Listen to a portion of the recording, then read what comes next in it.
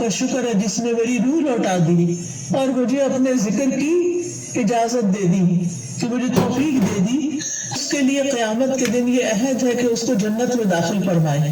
اور جس نے ان کو ادا کیا مگر ان کا حق ہلکا سمجھتے ہوئے، معمولی چیز سمجھتے ہوئے نماز کو ان میں سے کچھ ضائع کر دیا، تو اللہ کا کوئی وعدہ نہیں، چاہے تو عذاب دے چاہے تو معاف کر دے۔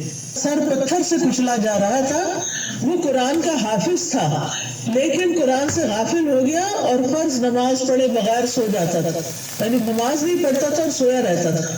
نماز پڑھتے ہوئے ایک چیز یہ بھی خیال کرنی ہے کہ خشوع کے ساتھ نماز پڑھنی ہے۔ خشوع کا مطلب رونا نہیں ہوتا بلکہ دل کا متوجہ ہونا ہوتا ہے، یعنی شعور کے ساتھ رب سے مناجات کرے، اطمینان اور خشوع سے سجدہ کرے، یعنی پورے سکون کے ساتھ، کیونکہ ایک سجدے کی وجہ سے اللہ تعالیٰ ایک درجہ بڑھا دیتے ہیں اور ایک گناہ مٹ جاتا ہے۔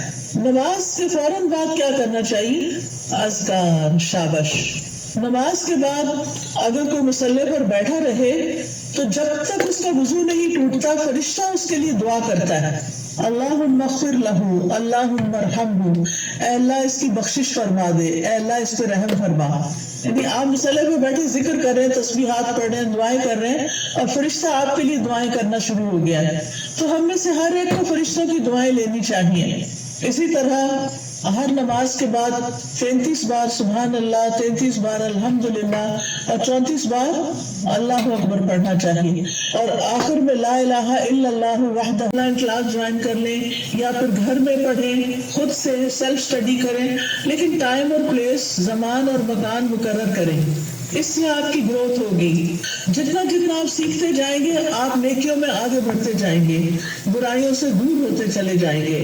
پھر آپ دیکھیں کچھ بہنیں ناشتہ نہیں کرتی، وہ کہتی ہیں کہ موٹے ہو جائیں گے اور چھوڑو پرے، لیکن ناشتہ ضرور کریں۔ آپ کو کام کرنے کے لیے، پڑھنے کے لیے، جاب پہ جانے کے لیے انرجی چاہیے، چاہے چند کھجوریں ہی کیوں نہ کھا لیں، کھجور پانی لے لیں، کچھ اور سیڈز وغیرہ لے لیں، نٹس لے لیں، جو بھی آپ کو پسند ہو۔ اگر دودھ پسند ہے تو زیادہ دودھ اور کم چائے ڈال کے پی لیں۔ بہت سے لوگ صرف کافی پی لیتے ہیں تو وہ درست نہیں، کہ آپ اپنے آپ کو صرف ایسی چیزوں پر کہ جو آپ کے اندر کیفین ڈالے اور آپ صرف اس کی وجہ سے ایکٹیو اور غذائیت نہ ہو، تو آپ دیکھیں کہ پھر آپ سے بہت سے کام ہو نہیں پاتے، آپ جلدی تھک جاتے ہیں، تو اس کو بھی بچائیے۔ اپنے جسم کی حفاظت بھی عبادت ہے، ٹھیک ہے نا؟ جسم کی حفاظت بھی عبادت ہے، یہ نہیں کہ سب کی ٹیک کیئر کرتے کرتے اپنے آپ کو بلا کے رکھ دیں اور پھر کسی کام کے نہ رہیں، نمازیں بھی بیٹھ کے شروع کر دیں، یہ نہیں ہونا چاہیے۔ پھر آپ دیکھیے کہ کھانا بھی عبادت ہے، بسم اللہ پڑھ کر کھائیں، بیٹھ کر کھائیں۔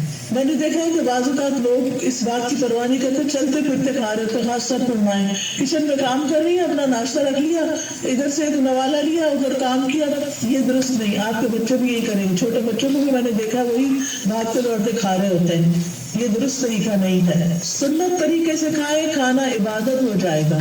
پھر دائیں ہاتھ سے سیلف ٹاک کیا کریں اور کہا کریں میری ساری زندگی میرے رب کے لیے، میں اللہ کی بندی ہوں، اللہ کی فرما بردار بنوں گی، اللہ کا حکم مانوں گی، اللہ کو راضی کروں گی۔ اپنے آپ سے یہ باتیں کیا کریں، میں ہر کام اللہ کی پسند کا کیا کروں گی، کیونکہ جو آپ سوچتے ہیں بولتے ہیں پھر وہ کرتے بھی ہیں، ٹھیک ہے نا؟